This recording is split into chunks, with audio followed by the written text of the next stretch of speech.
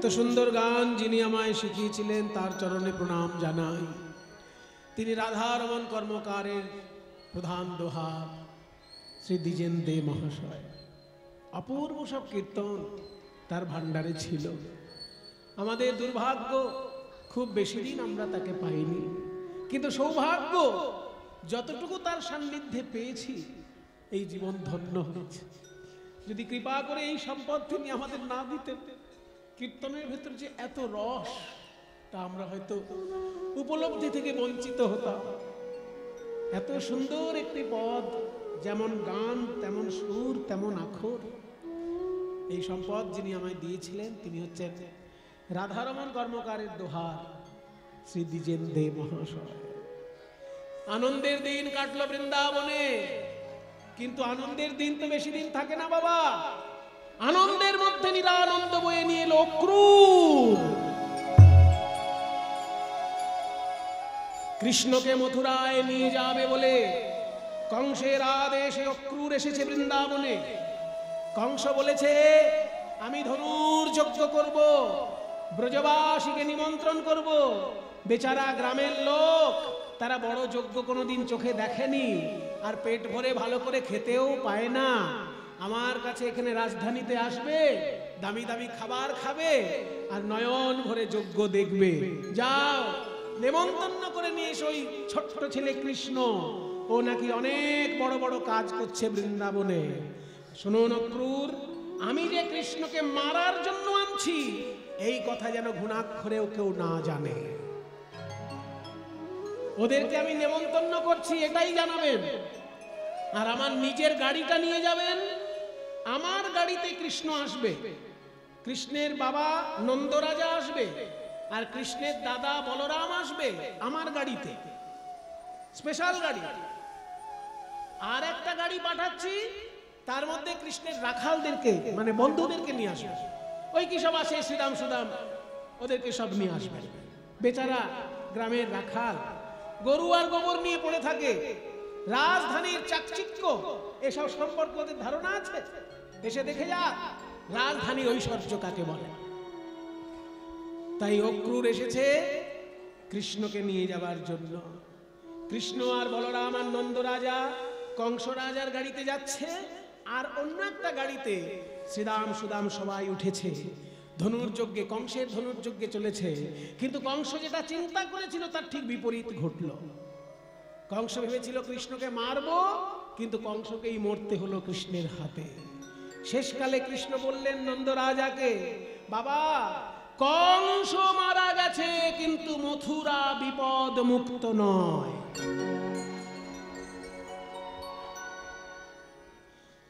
কারণ কংস মারা গেলেও কংসের শ্বশুর মরেনি। কংসের থেকেও শতগুণে শক্তিশালী তার শ্বশুর। কে কংসের শ্বশুর? যারা একটু খোঁজ খবর রাখেন তারা জানেন, জরাসন্ধ। জরাসন্ধ হচ্ছে কংসের শ্বশুর মশাই। তার বাড়ি কোথায় ছিল? আমাদের পার্শ্ববর্তী রাজ্যে বিহারে তার বাড়ি ছিল।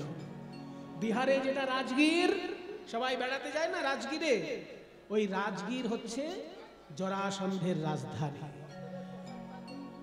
কমিটির পক্ষ থেকে ভক্তদের কাছে নিবেদন যে প্রসাদ পাওয়ার জন্য আপনারা ধীরে ধীরে যাবেন। আমি বুঝতে পারছি সবাই মনোযোগ দিয়ে এমন ভাবে কীর্তনে ডুবে গেছেন যে প্রসাদের কথা কারোর খেয়াল নেই। তবুও আপনারা কিন্তু সময় বুঝে যার যার সময় হবে আপনারা গিয়ে একটু করে প্রসাদ পেয়ে আসবেন। আপনাদের এই গ্রামে যারা বাস করেন তাদের মধ্যে একজন আছেন যিনি আমাদের মানে প্রতিরক্ষার দায়িত্বে রয়েছেন।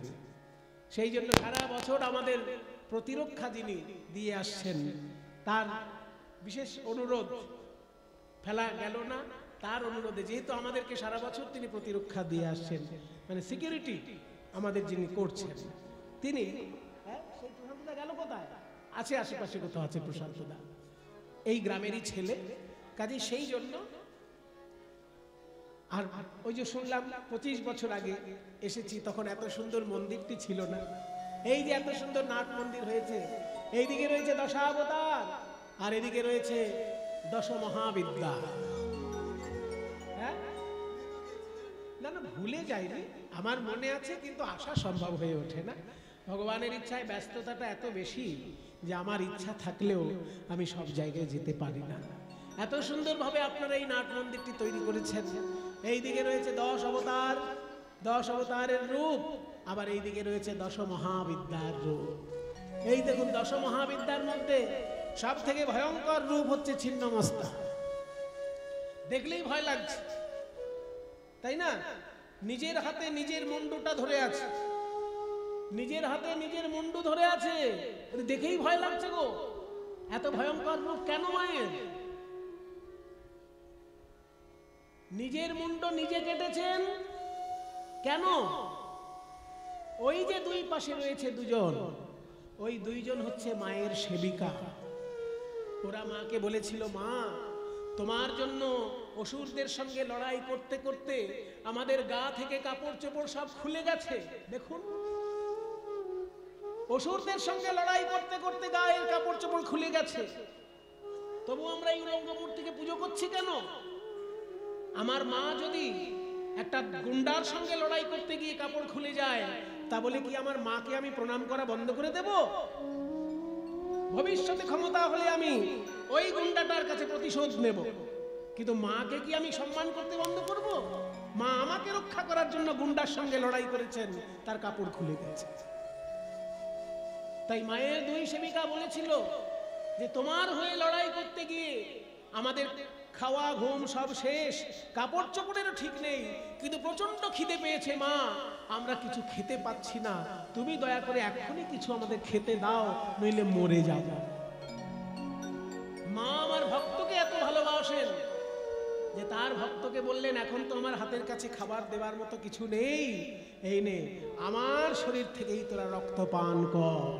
নিজের মুন্ড নিজে কাটলেন, সেইখান থেকে রক্ত বেরিয়ে তার সেবিকাদের মুখে গিয়ে পড়ছে। আর চরণ তলে রয়েছে একটি মিথুন মূর্তি।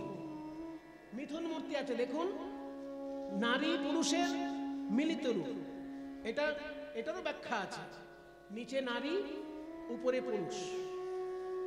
এইগুলো সব মানে ওপেন টু অল করে ব্যাখ্যা করার জিনিস নয়, কিন্তু তবু আজকে যেহেতু উনি বলে ফেললেন তাই বলছি।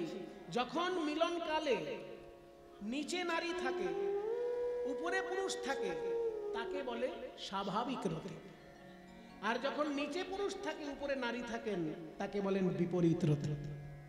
আজকে স্বাভাবিক রতিতে বিরাজ করছেন দুজন, তার উপরে মা বিরাজ করছেন। তার মানে কি? কামনা বাসনা যেন তোমার সদিচ্ছাকে অতিক্রম করে চলে না যায়, তোমার ভক্তি যেন ক্ষুণ্ণ না হয় তোমার কামনা বাসনা পূর্ণ করতে গিয়ে। কামনা বাসনার উপর নিয়ন্ত্রণ রাখা, ওই জন্য কামনা বাসনার উপর নিয়ন্ত্রণ রাখার জন্য মিথুন মূর্তির উপরে মায়ের চরণ, যে তোমার কামনা বাসনাকে নিয়ন্ত্রণে রাখবে, তারা যেন নিয়ন্ত্রণের ঊর্ধ্বে না চলে যায়। তাই চরণতলে মিথুন মূর্তি, আর উপরে নিজের মুন্ড থেকে রক্তপাত করে নিজের সন্তানদেরকে খেতে দিচ্ছেন। তার মানে মা এতই দয়াময়ী, দরকার হলে নিজের রক্তও নিজের সন্তানকে খাওয়াবে, তবুও ছেলের কষ্ট সে দেখতে পারে না। সেই জন্য আজকে যখন ওই কংস এসেছে, কংসের মৃত্যুতে জরাসন্ধের কথা বলছিলাম, ওই জরাসন্ধ মাতৃভক্ত ছিলেন। জরাসন্ধের সেবিত সেই কালী মূর্তি এখনো অকালীপুরে বিরাজ করছেন। সেই অকালীপুরে এখনো জরাসন্ধের সেবিত কালী মূর্তি বিরাজ করছে। সেই জরাসন্ধ কংসের শ্বশুর, অস্তি আর প্রাপ্তি দুই মেয়ের সঙ্গে কংসের বিয়ে দিয়েছিলেন। কারণ কংস মারা গেল বলে, তার মেয়েরা বিধবা হয়েছে বলে জরাসন্ধ আরো ভয়ঙ্কর হয়ে উঠল। তাই কৃষ্ণ বললেন, কংস মারা গেলেও মথুরা বিপদ মুক্ত নয়, তাই আমি মথুরা থেকে যেতে পারবো না বাবা, তুমি আমার বন্ধুদেরকে নিয়ে বৃন্দাবনে চলে যাও। বলরাম আর কৃষ্ণ রয়ে গেলেন মথুরায়, আর নন্দ মহারাজ শ্রীরাম সুদামদেরকে সঙ্গে নিয়ে চলে এলো বৃন্দাবনে। কৃষ্ণ রইল মথুরায়, বৃন্দাবনে নেমে এলো শোকের ছায়া।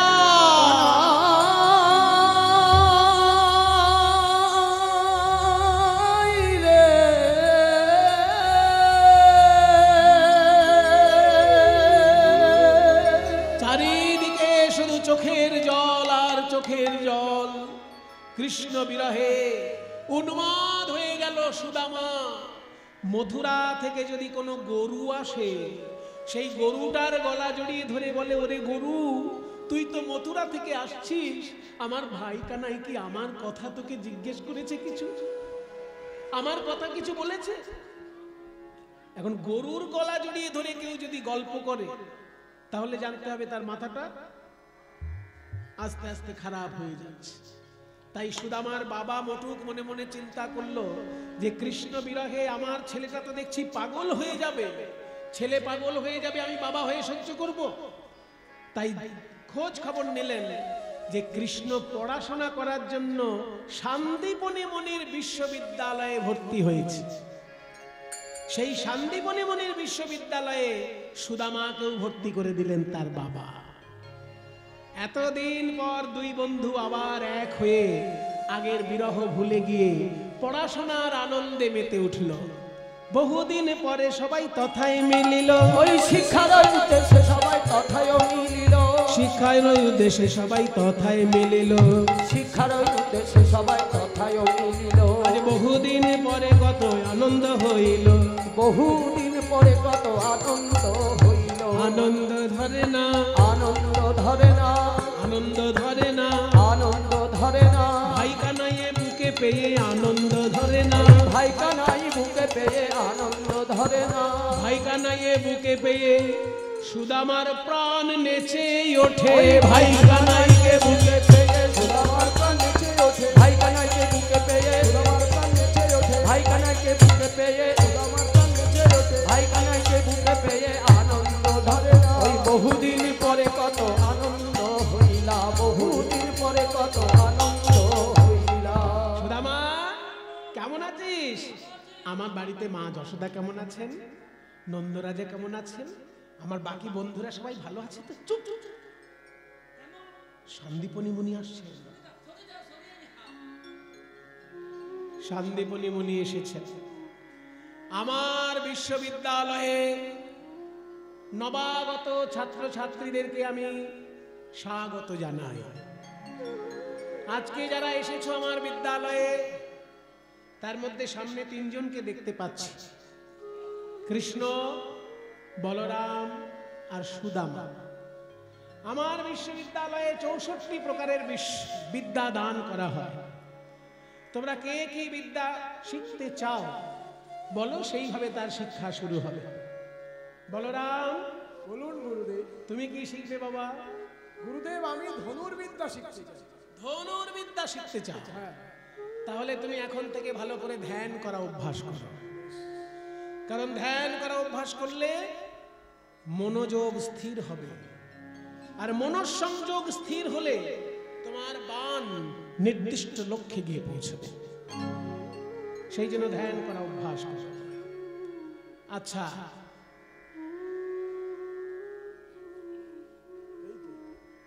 কৃষ্ণ, তোমাকে তো দেখে বেশ চালাক চতুর মনে হচ্ছে। এই মুখের মিষ্টি হাসি, সর্বনেশে হাসি মনে হচ্ছে। আচ্ছা, তোমার কি শিক্ষা এখানে গ্রহণ করার ইচ্ছা? শুনেছি আপনার বিদ্যালয়ে 64 বিদ্যা শেখানো হয়। একদম ঠিক খবর পেয়েছো তুমি। 64 বিদ্যা আমার বিদ্যালয়ে শেখানো। তো গুরুদেব, আমি 64 বিদ্যাই শিখতে চাই। হ্যাঁ, পারবে? হ্যাঁ, পারবো। 64 বিদ্যা একসঙ্গে শিক্ষা গ্রহণ করতে চাই এমন ছাত্র আজ অব্দি আমি পাইনি। তুমি যদি নিতে পারো, আমার দিতে কোনো কুণ্ঠা না হয়। আপনি যদি দিতে পারেন, আমার নিতে কোনো কুণ্ঠিত নাই। বাহ! তোমার আত্মবিশ্বাস দেখে আমি আনন্দিত। তুমি 64 বিদ্যাই গ্রহণ করো। সুদামা, তুমি কি শিখতে চাও বাবা? গুরুদেব, আমি বেদ বিদ্যা শিখতে চাই। বেদ বিদ্যা। বেদ বিদ্যা শিখতে গেলে তোমাকে যে কয়েকটি শর্ত মানতে হবে। বেদ মানে জানো তো? সাক্ষাৎ ঈশ্বর যখন মন্ত্র রূপে মুনি ঋষির হৃদয়ে নেমে আসেন, তাকে বলে বেদ। যেহেতু সাক্ষাৎ ঈশ্বর মন্ত্র রূপে নেমে এসেছে বেদ রূপে, তাই সেই বেদ শিক্ষা করতে গেলে তোমাকে 9টি গুণ অর্জন করতে হবে। তুমি এই 9টি গুণ যদি অর্জন করতে পারো, তোমাকে বেদ বিদ্যা দিতে আমার কোনো কুণ্ঠা নাই। 9টি গুণ কি কি? সম, দম, তপ, শৌচ, ক্ষান্তি, আর্জবমেব চ, জ্ঞানং বিজ্ঞানম আস্তিক্যম ব্রহ্মধর্ম স্বভাবজম। সম মানে অন্তরিন্দ্রিয় সংযম। অন্তরিন্দ্রিয়, ইন্দ্রিয় আমাদের বাইরেও থাকে, ভিতরেও থাকে। বাইরের ইন্দ্রিয় কোনগুলো? একদম প্রথমে বলছিলাম, চক্ষু, কর্ণ, নাসিকা, জিহ্বা, ত্বক, মুখ, পানি, পাদ, বায়ু, উপস্থ, এগুলো বাইরের ইন্দ্রিয়। আর ভিতরের ইন্দ্রিয় কি? মন, বুদ্ধি, চিত্ত, অহংকার, এইগুলো ভিতরের ইন্দ্রিয়। অন্তরিন্দ্রিয় সংযমকে বলা হয় সম। দন্তে সম নয়, তালব সম। এই সম মানে অন্তরিন্দ্রিয় সংযম। আর বহিরিন্দ্রিয় সংযমকে বলা হয় দম। সম দম। তপ মানে তপস্যা, শৌচ মানে পবিত্রতা, ক্ষান্তি মানে ক্ষমা, আর্জবম মানে সরলতা, জ্ঞানম মানে শাস্ত্রজ্ঞান, বিজ্ঞানম মানে শাস্ত্রের ঊর্ধ্বে যে জ্ঞান, এবং আস্তিক্যম মানে বিশ্বাস। এই 9টি গুণ যদি তুমি অর্জন করতে পারো, তোমার বেদ বিদ্যা হবেই। আর একটা কথা মনে রেখো, বেদ বিদ্যা গ্রহণ করার পর জীবনে যেন মিথ্যা কথা বলো না। কারণ মিথ্যা কথা বললে ঈশ্বর যেহেতু মন্ত্র, তাই মন্ত্ররূপী ঈশ্বর তোমার জীবন থেকে বিদায় নেবেন। তাই বেদ বিদ্যা গ্রহণ করার পর যেন মিথ্যা বলো না। এই দুটো শর্ত যদি মানতে পারো, 9টি গুণ অর্জন এবং সত্য সংকল্প, এই দুটো যদি করতে পারো, আমি তোমায় বেদ বিদ্যা দেব। ঠিক আছে, তোমরা প্রস্তুত হও। আজকে তোমাদের খাওয়া দাওয়ার ব্যবস্থা করার জন্য রান্না করতে হবে তো, কিন্তু জ্বালানি কাঠ ফুরিয়ে গেছে। তোমাদের গুরুমা বললেন জ্বালানি কাঠ নেই, তা তোমরা দুজন কৃষ্ণ আর সুদামা যাও, গভীর জঙ্গল থেকে জ্বালানি কাঠ নিয়ে এসো। গভীর জঙ্গলে যখনই গেছে জ্বালানি কাঠ আনতে, হেনকালে হইল তথায় ঝড় ভয়ঙ্কর। হইল তথায় ঝড় ভয়ঙ্কর। চারিদিকে বিপিলে ঘোর অন্ধকার। চারিদিকে ব্যাপিলে ঘোর অন্ধকার। সুদামা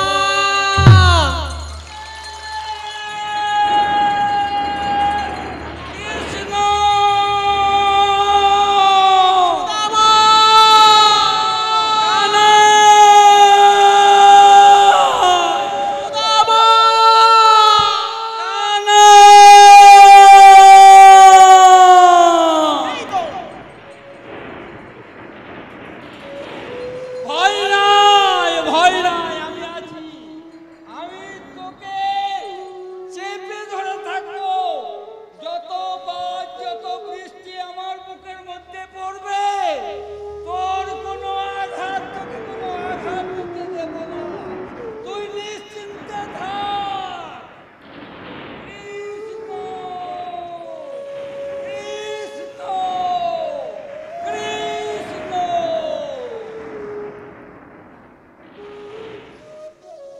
কৃষ্ণকে বুকের মধ্যে নিয়ে ঝড় বৃষ্টি সহ্য করল সুদামা। গাছের ডাল ভেঙে পড়ল সুদামার গায়ে, কৃষ্ণের গায়ে ব্যথা লাগতে দিল না। ঝড় যখন থেমে গেল, কৃষ্ণ সুদামা কাঠ নিয়ে বাড়িতে এসেছে। সন্দীপনী বলছেন, গভীর জঙ্গলে পাঠিয়েছিলাম, তোমাদের ঝড় এসেছিল তখন বন্ধুরা দুজন দুদিকে ছিটকে যাওনি তো? কৃষ্ণ বলে, না না গুরুজি, আমার সুদামা আমাকে এত ভালোবাসে, আমাকে বুকের মধ্যে আগলে রেখেছিল, গাছের ডাল ভেঙে ওর গায়ে পড়েছে, আমার গায়ে ব্যথা লাগতে দেয়নি। বাহ, খুব খুশি হলাম। একেই তো বলে বন্ধুত্ব। বন্ধু কাকে বলে বাবা? সুখের সময় একসঙ্গে বসে মদ খেলেই বন্ধু হওয়া যায় না। বন্ধু হতে গেলে তার কি কি ক্রাইটেরিয়া আছে সেটা চাণক্য বলেছেন। উৎসবে ব্যসনে চৈব দুর্ভিক্ষে রাষ্ট্র বিপ্লবে রাজদ্বারে শ্মশানে চাইস্তিষ্ঠতি সমাধব। 6টি জায়গা বলে দিয়েছে। আনন্দেও সঙ্গে থাকবে, দুঃখের সময়ও সঙ্গে থাকবে। আনন্দের সময় কাছে আসে, দুঃখের সময় নেই, তাহলে বন্ধু হলো না। উৎসবে, বেসনে চৈত্র, দুর্ভিক্ষে, এই যে করোনার যে পরিস্থিতি, বন্ধু বন্ধুর খবর লাগবে, একজন বন্ধুর হয়তো খাবার চলছে আর একজনের চলছে না, তখন ভাগাভাগি করে খাবে। দুর্ভিক্ষে, রাষ্ট্র বিপ্লবে, রাজনৈতিক অস্থিরতা, পার্টিতে পার্টিতে যখন কোনো ঝামেলা বাঁধবে, পার্টিকে কখনো বন্ধুর মধ্যে আসতে দেবেন না। ভারতবর্ষের অসুস্থ রাজনীতি, বাংলার অসুস্থ রাজনীতি বন্ধুত্ব বিচ্ছেদ করিয়ে দেয়, এটা খুবই দুর্ভাগ্যজনক। হতেই পারে একজন বন্ধু তৃণমূলকে ভোট দেয়, একজন বন্ধু বিজেপিকে ভোট দেয়, একজন বন্ধু কংগ্রেসকে ভোট দেয়, যার যেটা মতাদর্শ সে তাকে ভোট দেবে, তার জন্য বন্ধুত্ব বিচ্ছেদ হবে কেন? রাজনীতি রাখবেন শুধু ব্যালট বাক্সে, ইভিএম মেশিনে, ওই রাজনীতিকে কখনো বন্ধুত্বের মধ্যে আসতে দেবেন না। ওই জন্য বলছি উৎসবে, বেসনে চৈব, দুর্ভিক্ষে, রাষ্ট্র বিপ্লবে, মানে রাজনৈতিক অস্থিরতায় বন্ধুত্ব বিচ্ছেদ যেন না হয়, তাহলে রাজনীতি কোনো ক্ষতি করতে পারবে না দেশে, বন্ধুত্ব যদি অটুট থাকে। তাই বলছে রাষ্ট্র বিপ্লবে। এবং রাজদ্বারে, মানে সরকারি অফিসে যদি কোনো কাজ উদ্ধার না হয়, তাহলে একজন বন্ধুর সঙ্গে আরেকজন বন্ধু সহযোগী হয়ে সেখানে যাবে, তবেই তো সে বন্ধু। ওই জন্য বলছে রাজদ্বারে এবং শ্মশানে, শ্মশানেও সঙ্গী হয়ে যায় বন্ধু। তাই তোমরা এত ভালো বন্ধু, একজন আর একজনকে রক্ষা করেছো। কৃষ্ণ আজকে সুদামা তোমাকে যেমন রক্ষা করেছে, তোমারও দায়িত্ব থাকলো ভবিষ্যতে সুদামা যদি কখনো কষ্ট পায়, তুমিও তাকে রক্ষা করবে। তোমাদের বিদ্যা সম্পূর্ণ হয়েছে, আজকে তোমরা মানপত্র নিয়ে, মাথায় পাগড়ি নিয়ে বাড়ি যেতে পারো। মাথায় পাগড়ি নিয়ে তারা বাড়ি গেল, সবাই মনে আনন্দে। কৃষ্ণ চলে গেল রাজনীতির জগতে, বলরাম চলে গেল রাজনীতির জগতে, আর সুদামা চলে এলো বেদ বিদ্যার জগতে। বেদ শিক্ষা দেয় ছাত্রদেরকে, কিন্তু ধীরে ধীরে তার আর্থিক অবস্থা খুব সঙ্গীন হয়ে পড়ল। অর্থ অবস্থাটা সুদামার একেবারে সঙ্গীন হয়ে পড়ল। সুশীলার সঙ্গে তার বিবাহ হলো, কিন্তু সুশীলা একদিন দেখে কোন কোন ছাত্র শিক্ষককে দক্ষিণা দেয় না, ফাঁকি দিয়েই পড়াশোনা করে চলে যায়। আস্তে আস্তে সুদামার পিতার সম্পত্তি যা ছিল সব গেল। দেখতে দেখতে সুদামার এমন অবস্থা যে রাস্তার ধারে পর্ণকুটির করে বাস করছে। একদিন সুশীলা বলল, স্বামী শুনেছি তোমার বন্ধু নাকি কৃষ্ণ, যাও না একবার কৃষ্ণের সঙ্গে দেখা করে এসো না, উনি তো দ্বারকার রাজা। সুদামা বলছে, সুশীলা তুমি জানো না আমি কৃষ্ণকে কত ভালোবাসি। আজকে আমার টাকা পয়সা কমে গেছে বলে আমি কৃষ্ণের কাছে হাত পাততে পারবো না, আমি সেই চোখে কৃষ্ণকে কোনোদিন দেখিনি। তুমি জানো আমি পাকা আম ওকে পেড়ে দিতাম, আর ওর ওই এঁঠো আম খাওয়ার জন্য আমি আমার গয়না খুলে ওকে দিয়ে দিতাম। আমি কৃষ্ণকে শুধু দিতে শিখেছি, তার কাছ থেকে হাত পেতে নিতে শিখিনি। স্বামী আপনি আমাকে ভুল ভাবছেন, আমি কিন্তু কখনো বলিনি যে আপনার বন্ধুর কাছে কি হাত পাতুন। আমি বলেছি সংসারে যেহেতু এখন দুরবস্থা, আপনি আপনার বন্ধুর কাছে যান, কৃষ্ণের মুখ দেখলে আপনি আনন্দ পাবেন, সেই জন্য আপনাকে যেতে বলেছি। বাহ, তুমি একদম ধর্মপত্নীর কথা বলেছ। কৃষ্ণকে দেখলে আমি সব দুঃখ ভুলে যাই, কৃষ্ণকে তাহলে দেখার জন্য একবার যেতে পারি, কিন্তু যাব কি করে? সুশীলা বন্ধুর কাছে এত বছর পর যাব, আমার কিছু উপহার যদি নিয়ে না যাই সেটা মানায়? যদি কিছু এনে দিতে পারো উপায়ন, যদি কিছু এনে দিতে পারো উপায়ন, তবে সে করিতে পারি দ্বারকায় গমন। তবে সে করিতে পারি দ্বারকায় গমন, দ্বারকায় গমন। আমার কৃষ্ণকে কিছু উপহার দিতে পারলেই আমি দ্বারকায় যাব। সুশীলা বলছে, তোমার চিন্তা নেই স্বামী, আমি নিজের কারণে কোনোদিন ভিক্ষা করিনি, কিন্তু কৃষ্ণ সেবার জন্য ভিক্ষা করতে আমার কোনো লজ্জা নেই। আমি এই গ্রামবাসীর কাছে যাই, দেখি আমার গ্রামবাসী যদি কিছু ভিক্ষা দেয় আমি আপনার জন্য আনছি। সুদামার স্ত্রী দ্বারে দ্বারে ভিক্ষা করতে বেরোলেন। আমায় ভিক্ষা দাও গো নগরবাসী, ভিক্ষা দাও আমায়। জানি তাই আমাকে ভিক্ষা দেবার জন্য কেউ আসরে আসবেন না। আপনার যার যা দেবার ইচ্ছা হচ্ছে কীর্তন কমিটির হাতে আপনারা তুলে দেবেন। ওনারা এত সুন্দরভাবে এই কীর্তনের উৎসব করছেন, যার যা দেবার কীর্তন কমিটির কাছে আপনারা দান করবেন। এখন কিছু কেউ দেবার জন্য আসরে চলে আসবেন না, তাহলে গানের রসভঙ্গ হবে। আমায় ভিক্ষা দাও গো নগরবাসী, ভিক্ষা দাও আমায়। আমায় ভিক্ষা দাও গো নগরবাসী, ভিক্ষা দাও ও কৃষ্ণদা, এদিকে আসো। ভিখারির জ্বালায় জ্বালায় জ্বলে মোলা। আজকে নতুন ভিখারি, কালকে নতুন ভিখারি, রোজ নতুন ভিখারি, আজকেও আবার একটা ওই নতুন ভিখারি। ওই বউটা কে গো? সুদামার বউ বলে মনে হচ্ছে। কে? ওই ধর্মপুত্র যুধিষ্ঠির। সুদামা। উনি নাকি সত্যবাদী ছাড়া মিথ্যেবাদীদের সঙ্গে মিশবেন না, না মিথ্যেবাদীদের সঙ্গে কথা বলবেন না।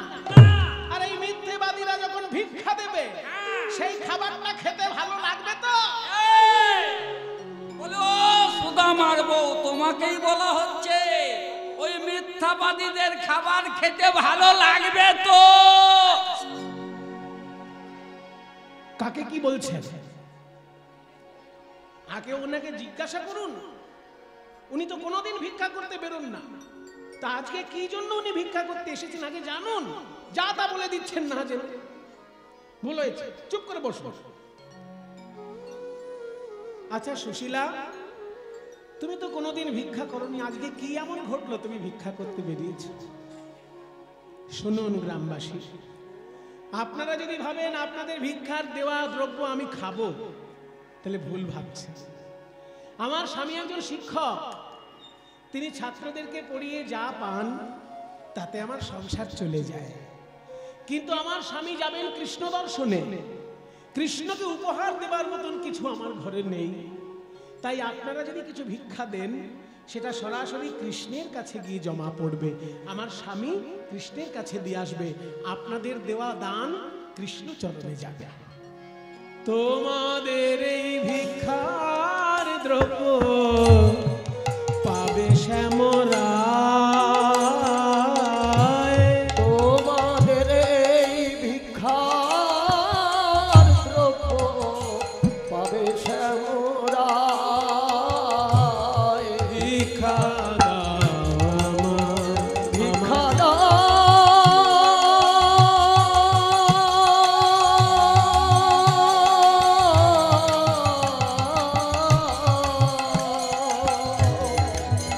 ভিক্ষা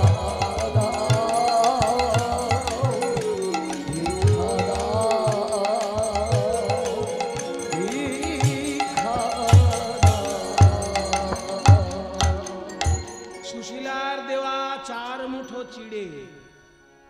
4 মুঠো কেন? অনেক তত্ত্ব আছে।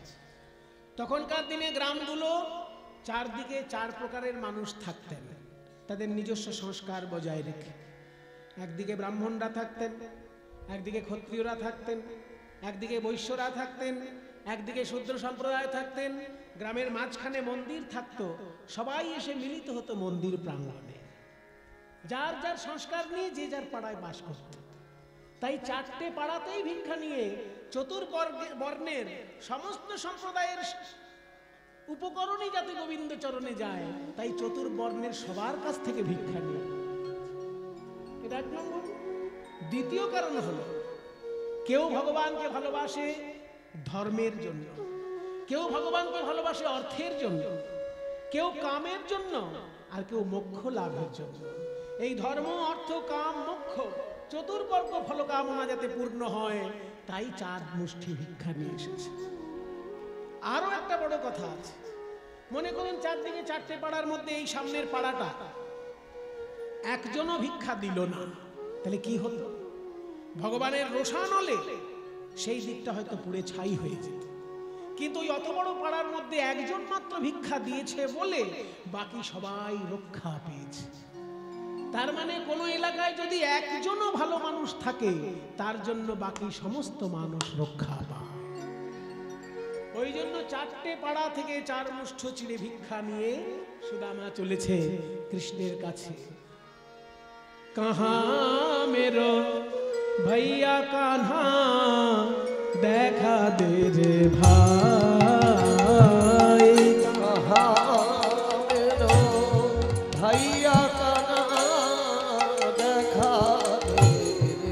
তোর লাগিয়া পরাণ আমার, তোর লাগিয়া পরাণ আমার দরিয়া যায় দেখা। কাঁটা ফুটলো, কিন্তু কৃষ্ণ চরণে যাচ্ছি, পাদুকা তো নিয়ে যেতে পারি না। চললেন কৃষ্ণ দর্শনে।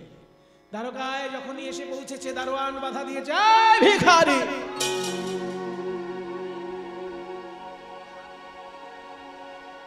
अंदर कहाँ जा रहा है? हमारा दोस्त है अंदर में। कौन है तुम्हारा दोस्त? हमारा दोस्त श्री कृष्ण। हाँ, हमारे श्री कृष्ण भगवान है, श्री कृष्ण राजा जी है, और तुम ठहरे भिखारी। राजा का दोस्त ये भिखारी मजाक करता है।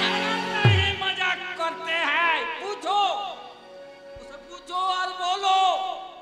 उनका दोस्त सुदामा, सुदामा, सुदामा, मेरा नाम सुदामा है। जाके अभी बताता हूँ कि ये सुदामा भिखारी आपका दोस्त कहला रहा है। सच बोलता है, सच।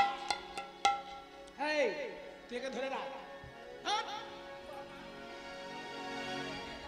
রাজার কাছে গিয়ে বলল, মহারাজ, দ্বারকাধিপতি রাজাধিরাজ কৃষ্ণচন্দ্র মহারাজ কি, কৃষ্ণচন্দ্র মহারাজ কি, কৃষ্ণচন্দ্র মহারাজ কি।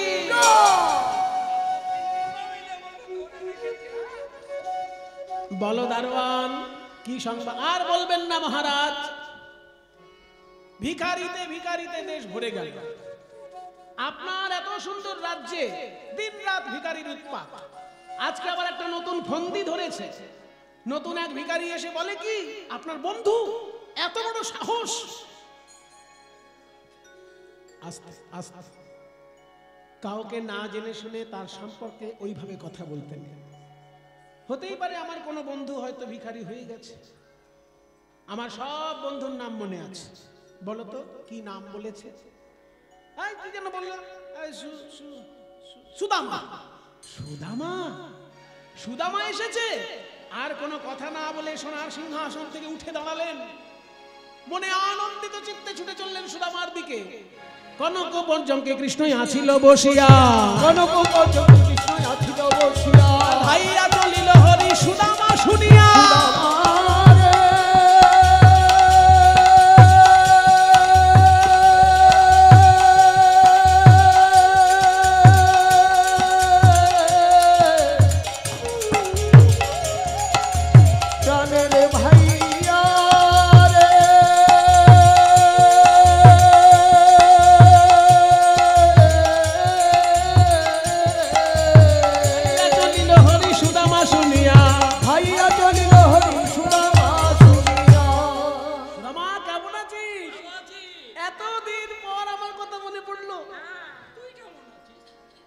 দারোয়ানগুলো ইশারায় বলছে, দয়া করে আমাদের কথা কিছু বলবেন না মহারাজকে, তো চাকরি তো যাবেই, প্রাণও যাবে। সুদামা বলছে, না না, কিচ্ছু বলবো না। সুদামা, তুই আজকে আমার অতিথি। আর অতিথি কি হয় জানিস? অতিথি নারায়ণ। তাই আমার সিংহাসনে আজকে আমি বসবো না, তুই বস। কই রুক্মিণী, সত্যভামা সোনার পাত্রে জল নিয়ে এসো। আজকে বেদবাদী বিপ্র সুদামা এসেছে, তার চরণ ধোয়া জল পান করি, নিয়ে এসো জল। একদিকে রুক্মিণী, একদিকে সুদামা জল ঢালছে চরণে, আর শ্রীকৃষ্ণ নিজে হাতে সুদামার চরণ ধুইয়ে দিচ্ছে। আপনি সহস্তে সুদামার চরণ ধুয়াইল, আপনি সহস্তে সুদামার চরণ ধুয়াইল। সেই চরণ ধোয়া জল কৃষ্ণ পান করিল।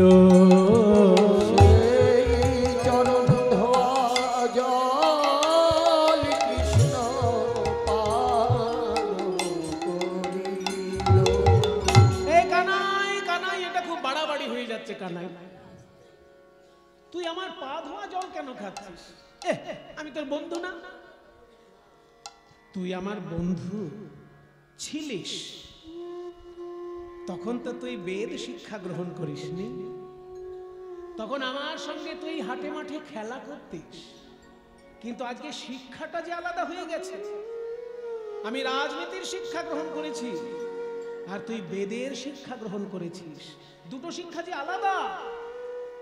রাজনীতির শিক্ষা হলো এমন জিনিস যেখানে ইচ্ছা না থাকলেও মিথ্যে কথা বলতে হয়।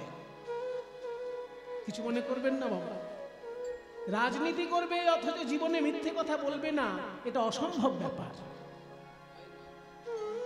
রাজনীতি করলে সে যে দলেরই লোক হোক, তাকে মিথ্যে কথা বলতেই হবে, কারণ এটা রাজনীতির শর্ত। মিথ্যে কথা না বললে রাজনীতি করা যায় না। কিন্তু তুই বেদ শিক্ষা করেছিস, গুরুচরণ ছুঁয়ে কথা দিয়েছিস যে জীবনে মিথ্যে কথা বলবি না, এবং সত্যি কথা না বললে বেদের মন্ত্র তার মুখস্থ থাকবে না।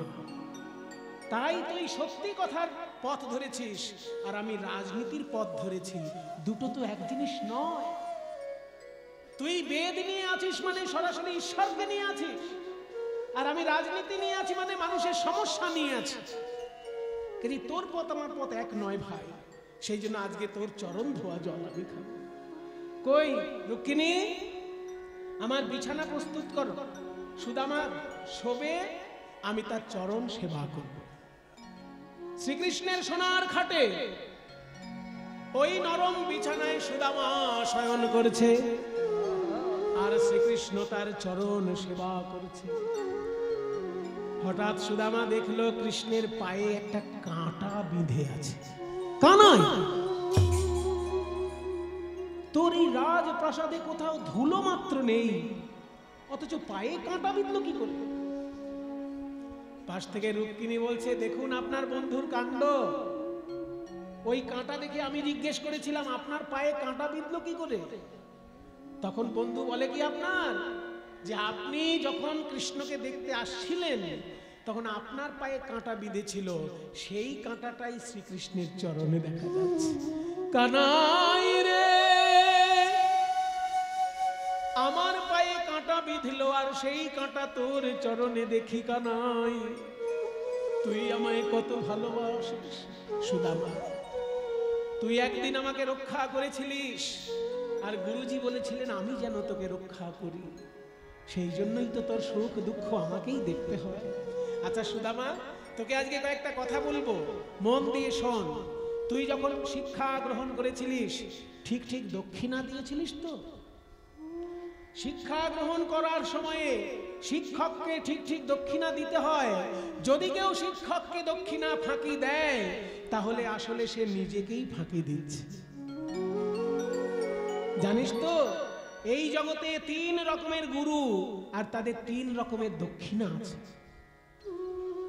সুদামা বলে, কানাই, তোর কাছে আসলে সবসময় নতুন নতুন শাস্ত্র কথা শোনা যায়। আমরা তো জানি গুরু 2 রকমের, দীক্ষা গুরু আর শিক্ষা গুরু।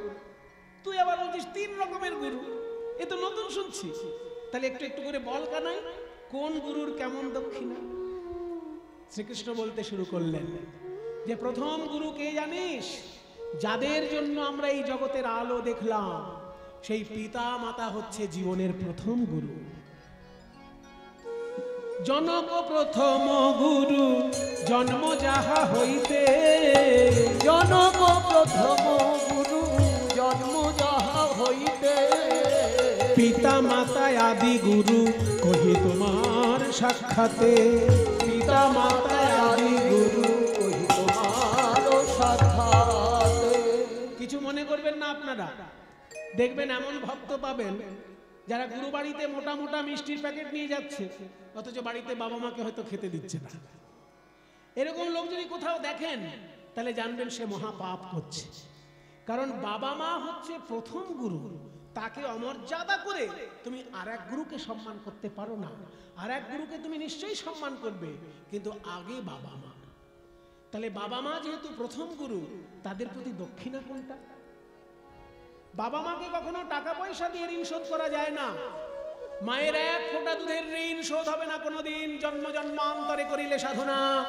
দয়াবতী দরদিনী মা আমার মা। সেই জন্য কোনোদিন মা বাবার ঋণ শোধ করা যায় না টাকা পয়সা দিয়ে। বাবা মাকে দক্ষিণা দিতে হয় কিভাবে না, বাবা মা যদি কোনো সদুপদেশ দেয়, সেই সদুপদেশটা মেনে চলাটাই দক্ষিণা। বাবা মা কোনো ভালো কথা বললে সেই কথাটা শুনে চলাটাই দক্ষিণা। বাবা মাকে কোনোদিন পয়সা দিয়ে দক্ষিণা দেওয়া যায় না। তাহলে আর কে গুরু বলছিস? বলে ওই যে বললি দীক্ষা গুরু শিক্ষা গুরু, ওই দীক্ষা গুরুই হোক শিক্ষা গুরুই হোক, ওনারা দুজন হচ্ছেন দ্বিতীয় স্তরের গুরু। দীক্ষাদাতা শিক্ষাদাতা রূপে বৈষ্ণব ব্রাহ্মণ, দীক্ষাদাতা শিক্ষাদাতা রূপে বৈষ্ণব ব্রাহ্মণ।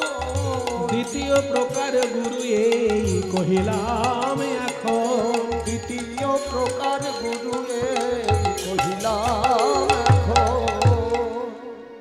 দীক্ষা এবং শিক্ষা, আগেকার দিনে শিক্ষা যেহেতু শুধু ব্রাহ্মণরাই দিতেন, সেই জন্য ব্রাহ্মণ কথাটা বলা হয়েছে। এখনকার দিনে আমাদের জানতে হবে শিক্ষা আমি যার কাছ থেকেই পাচ্ছি সেই আমার কাছে গুরু। তিনি ব্রাহ্মণ হতেও পারেন, নাও হতে পারেন। কাজে দীক্ষা আমি যার কাছে পেলাম এবং শিক্ষা আমি যার কাছে পেলাম, এই দুজন আমার দ্বিতীয় প্রকারের গুরু। এই দ্বিতীয় প্রকারের গুরুর দক্ষিণা কি? দক্ষিণাটা কি? এই দ্বিতীয় প্রকারের গুরুকে সেবা করতে পারাটাই দক্ষিণা। যেমন কৃষ্ণকে দেখলেন গভীর জঙ্গল থেকে কাঠ ভেঙে এলে দিল রান্না করবে বলে, তাহলে গুরুর সেবা করাটাই দক্ষিণা। সেবা করতে না পারলে তখন কিছু পয়সা দেওয়া।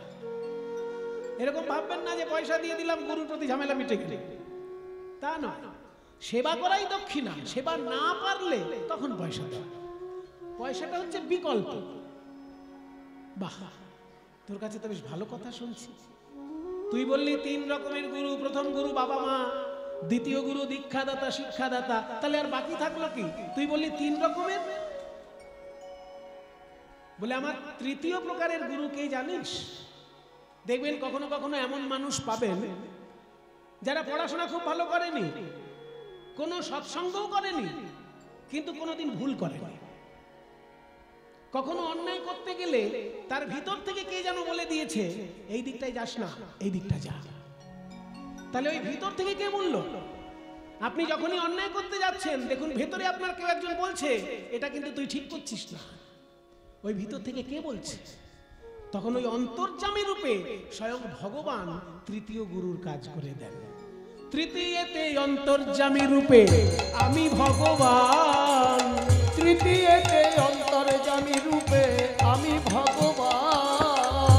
আপদে বিপদে ভক্তের করি পরিত্রাণ, আপদে বিপদে ভক্তের করি পরিত্রাণ।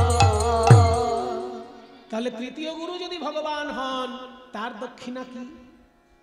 এই যে আপনারা কষ্ট করে কীর্তন শুনছেন, সবার বাড়িতেই তো টিভি আছে, সবার হাতেই তো মোবাইল আছে, কিন্তু এখন আপনারা কেউ মোবাইলও দেখছেন না আর টিভির নেশাতেও পড়ে নেই।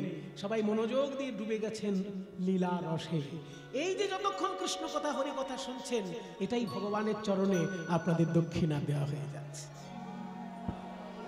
সত্যি সুদামার সুদামা বলে কানাই তোর কাছে এসে আমার জীবন ধন্য, আমি কত তত্ত্ব কথা তোর কাছে শুনতে পেলাম, কিন্তু সুদামা তোর কাছে আমার অভিযোগ আছে।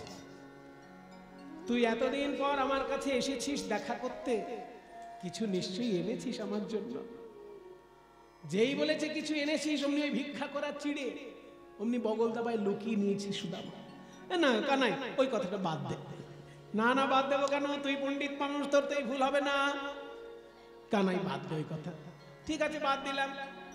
আয় সুদামা একটু তোকে ভালো করে আলিঙ্গন করি, একটু কাছে আয়।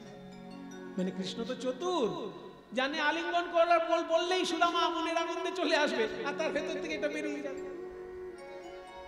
যেই না আলিঙ্গন করতে গেছে অমনি বগল দাবা থেকে বেরিয়ে পড়েছে সেই চিড়ের পুটলি। কৃষ্ণ গ্রহণ করে বলে সুদামা রে, সুদামা রে, আজ বুঝলাম তুই আমায় কত ভালোবাসিস। আমার উপহার তুই লুকিয়ে রেখেছিস যাতে আমার আরো উৎসাহটা বেশি করে বেড়ে ওঠে। দেখি দেখি কি এনেছিস আমার জন্য, দেখি আমার জন্য কি। ও মা, তুই আমার জন্য চিড়ে এনেছিস? বাহ বাবা বাহ, চিড়েগুলো আবার ভিজে ভিজে দেখছি। তার মানে চিড়েটা খেতে গিয়ে যাতে আমার গালে না ফোটে তাই ভিজিয়ে এনেছিস। যেদিন থেকে আমি রাজা হয়েছি সবাই শুধু বড় বড় মিষ্টি দেয়, আর এখন মিষ্টি দেখলেই আমার গা গুলায়। সেই জন্য আমার মুখের স্বাদ পাল্টানোর জন্য তুই চিড়ে এনেছিস। মনে করুন যে লোকটা সারাদিন ধরে রসগোল্লা খাচ্ছে, কেউ যদি তাকে একটা চানাচুরের প্যাকেট দেয় তার ভালো লাগবে না? তা তুই আমার মুখের স্বাদ পাল্টানোর জন্য আমার চিড়ে এনেছিস সুদামা, এত ভালোবাসিস তুই আমায়। এই কথা শুনে সুদামা বলে কানাই রে, তোর জন্যই অত চিন্তা ভাবনা করে আমি চিড়ে আনি নাই। উপহার দেবার মতো ঘরে কিছু ছিল না, তাই আমার স্ত্রী সুশীলা দাঁড়ে দাঁড়ে ভিক্ষা করে 4 মুঠো চিড়ে পেয়েছে। যে কানাইয়ের মুখে মিষ্টি মিষ্টি আম দিতে গিয়ে আমার হাত কাঁপে, সেই কানাইয়ের মুখে ভিক্ষা করা চিড়ে কেমন করে দেব, এই ভাবতে ভাবতে আমার চোখের জলে চিড়ে ভিজে গিয়েছে। চোখের জলে চিড়ে ভিজে গিয়েছে। আমি কেমন করে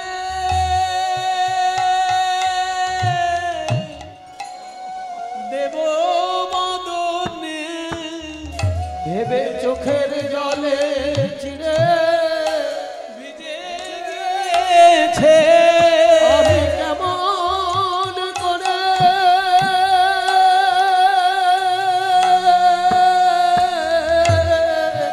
দেব মদনে, ভেবে চোখের জলে চিড়ে ভিজে গিয়েছে।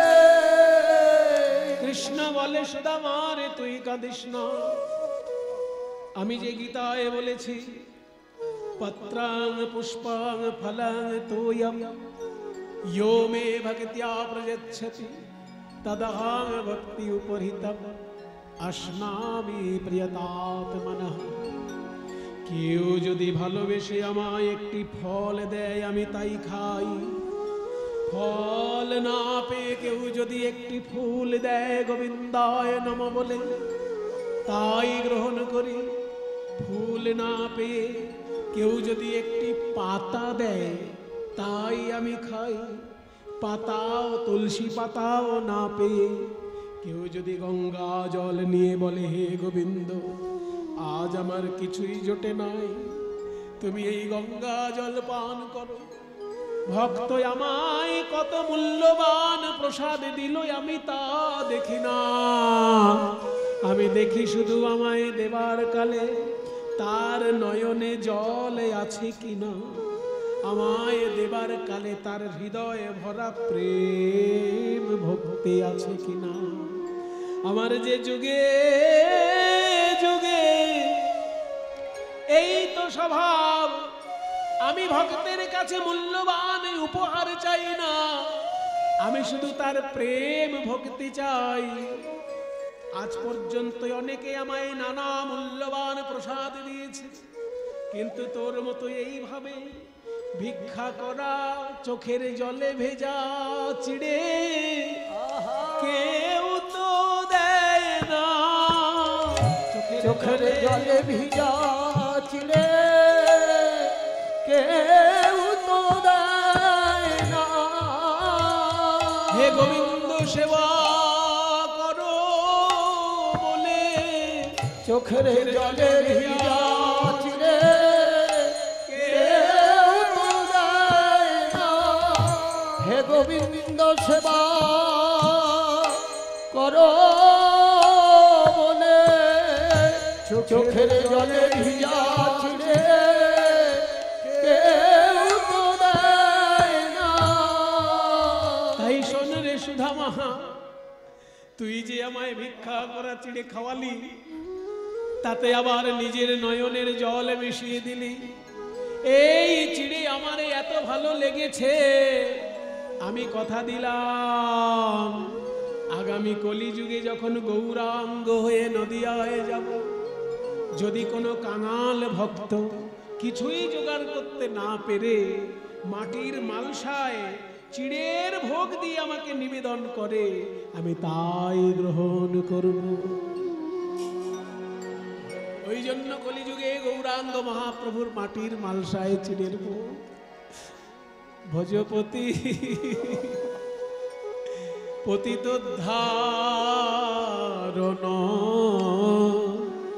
শ্রী গৌর হরি ভজগের দাঘিনী শ্রী গৌর হরি শ্রী গৌর হরি হরি নবদ্বীপ বিহারী আহারে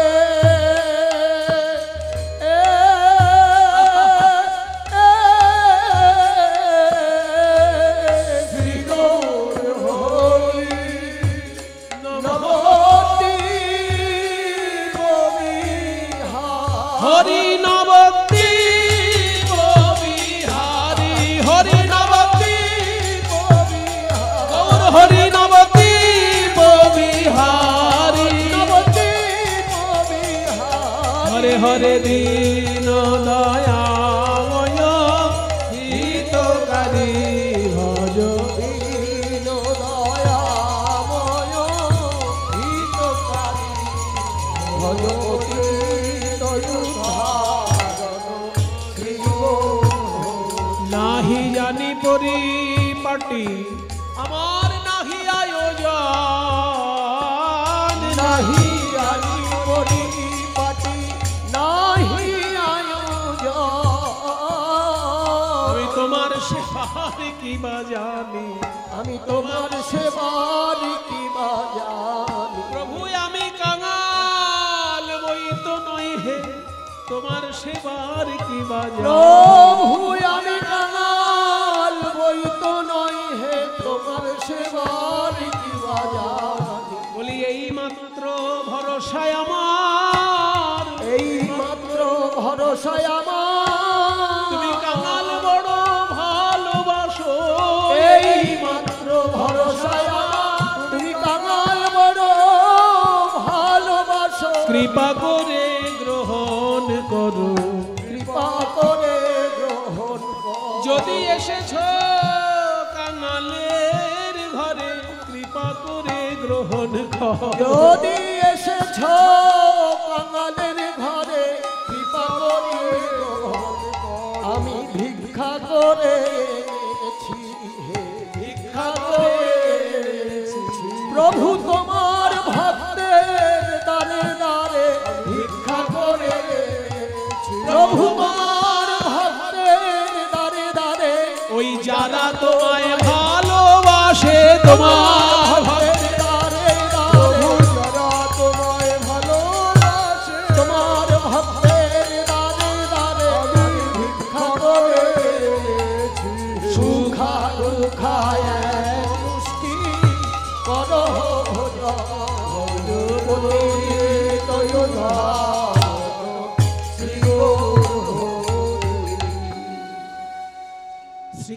কৃষ্ণের বাড়িতে 10 দিন কাটিয়েছেন সুদামা।